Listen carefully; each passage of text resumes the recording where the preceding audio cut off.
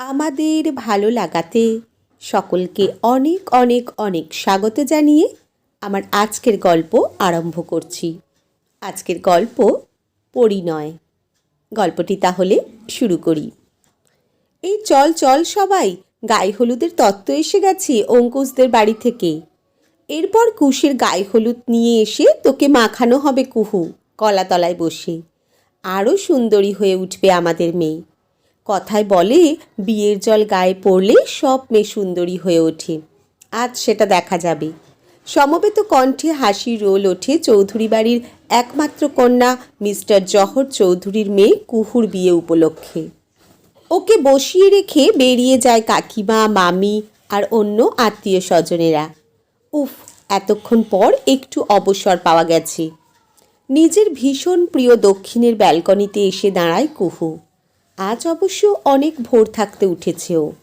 কত নিয়মকানুনের মধ্যে দিয়ে যেতে হচ্ছে আজ, একটা আলাদা উত্তেজনা অনুভব করছে ও।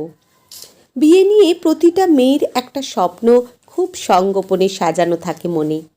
কুহু নিজেও তার ব্যতিক্রম নয়। রাগ অনুরাগে ভরা প্রেম পর্ব পেরিয়ে আজ ওর আর কুশের, অঙ্কুশকে এই নামেই ডাকে কুহু। সম্পর্কটা শুভ পরিণয়ে আবদ্ধ হতে চলেছে শেষমেশ, এটা ভেবেই স্বস্তি বোধ করে ও।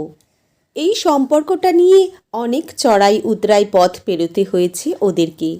বিসমিল্লাহের সানাইয়ের সুরে সুরে কুহুর মনটা পাড়ি দেয় ওর আর অঙ্কুশের সেই প্রথম দেখার দিনটায়। আজ থেকে বছর 6 আগে ছিল সেটা। মহানায়ক উত্তম কুমার মেট্রো স্টেশনের সিঁড়ি বেয়ে নিচে নামছে কুহু। ওখান থেকে অটো ধরে যাদবপুর বিশ্ববিদ্যালয়ে যাবে ও। সেদিন কলেজের প্রথম দিন, নবীন বরণ উৎসব।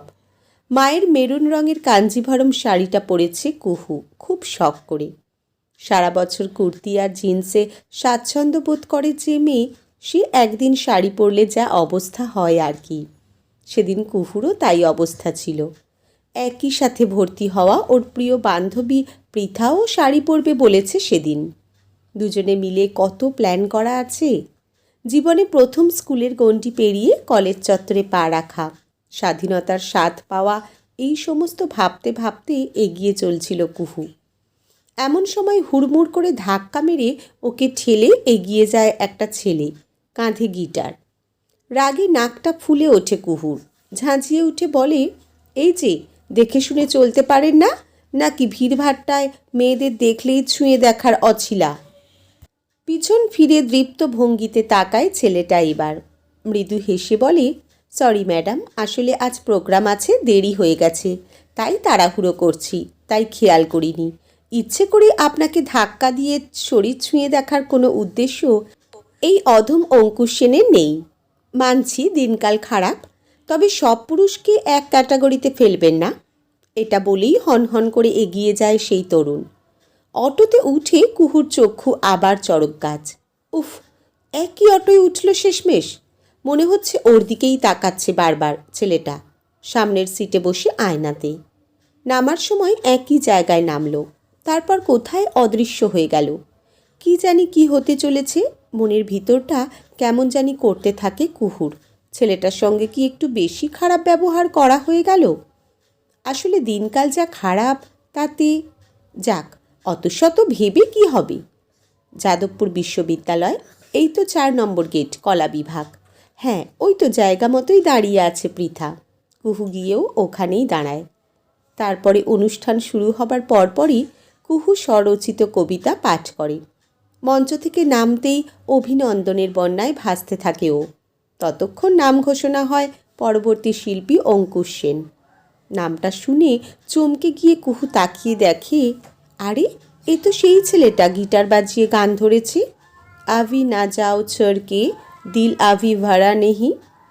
তাকিয়েছিল কুহু এক দৃষ্টিতে, হুঁশ ফেরে প্রিয় বান্ধবী পৃথার ডাকে। কী রে কুহু, বোল্ট আউট হয়ে গেলি তো প্রথম দর্শনে। এমনিতে মুখ চোরা, কিন্তু গান পাগল আমার এই মাস্তুতো দাদা। সেকেন্ড ইয়ার, তুলনামূলক সাহিত্যের ছাত্র ও।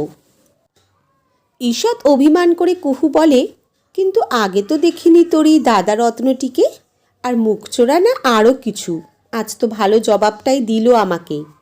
এরপর পুরো ঘটনা জানায় ও পৃথাকে।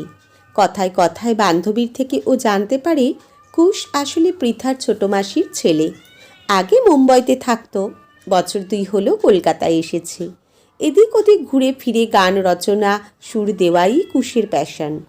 মঞ্চ থেকে নামলে পৃথাই আলাপ করিয়ে দিয়েছিল ওদের দুজনের। ক্ষমা চেয়ে নিয়েছিল কুহু সেদিন কুশের কাছে। সমস্ত ভুল বোঝাবুঝি মিটিয়ে এগিয়ে চলে ওদের সম্পর্ক। কোথা দিয়ে 6 বছর কেটে যায় দেখতে দেখতে। ততদিনে পড়াশোনা ততদিন শেষ করে শিক্ষিকার চাকরি পেয়েছে কুহু। ছাত্রছাত্রী পড়ানোর পাশাপাশি দিনের শেষে কিন্তু কুশের গান ছাড়া চলে না কুহুর। গায়ক হিসেবে ততদিন কিছু হলেও নাম ডাক ছড়িয়েছে কুশের। আগের তুলনায় ব্যস্ততাও বেড়েছে।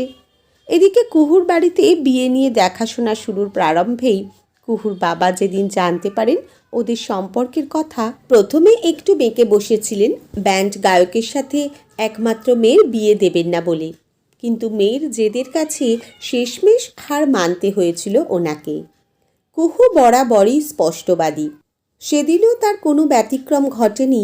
অঙ্কুশকে নিয়ে বাবার সামনে দাঁড়িয়ে বলেছিল, আচ্ছা বাবা, সংসারটা তো আমাদের দুজনের, তাহলে স্বামীকেই কেন শুধু স্ত্রীর দায়িত্ব নিতে হবে বলো তো? আর প্রাথমিক বিদ্যালয়ে চাকরি করে আমি যা পাই তাতে আমার ভাত কাপড় আমি নিজে চালিয়ে নিতে পারবো বাবা, কিন্তু কুশির মতো করে কাউকে গ্রহণ করতে পারবো না। কুহুর কথাতে অকাট্য যুক্তি ছিল সেদিন। তার থেকেও বড় ব্যাপার হলো অঙ্কুশ সেদিন জহরবাবুকে যা বলেছিল তাতে উনি নিজেই কুপোকাত হয়ে গিয়েছিলেন। ওনার মেয়েকে ভালো রাখতে পারবে কি না এই প্রশ্নের উত্তরে কুশ বলেছিল, মাসিক টাকার অঙ্কের বেতন দিয়ে কি ভালোবাসার ওজন মাপা যায়? একটু ভেবে বলুন তো। একটুখানি চুপ করে থেকে বাবা ওদের দুজনকে বুকে জড়িয়ে ধরেছিলেন। ছেলেটার কথায় তীক্ষ্ণ ধার আছে বটে। তারপর বিয়ের দিন ঠিক হলো। পুরানো কথা ভাবতে ভাবতে কোথায় হারিয়ে গেছিল ও। খিলখিল করে হাসির শব্দে পিছন ফিরে তাকিয়ে দেখে পৃথা দাঁড়িয়ে। বলছে, কী রে, কী ভাবছিস এত কুহু? এদিকে দেখ, তোর ফোন ভাইব্রেট একটানা করেই চলেছে। কুস্তা ফোন করছে। ও ফোন ধরতেই ভেসে আসে কুশের গলা। কী রে, কী করছিস? একটা সেলফি দে না। কুহু জবাবে বলে, বয়েই গেছে আমার, যাও। এখন রেডি হতে হবে। আর এতদিন আমাকে অনেক লেট করিয়ে রাখতে তুমি গড়িয়াহাটের মোড়ে বা সাউথ সিটিতে। আজ লেট করলে কিন্তু এক ঘুষিতে তোমার নাক ফাটিয়ে দেব। বাবাকে বলে বিয়ে আমি ক্যান্সেল করিয়ে দেব।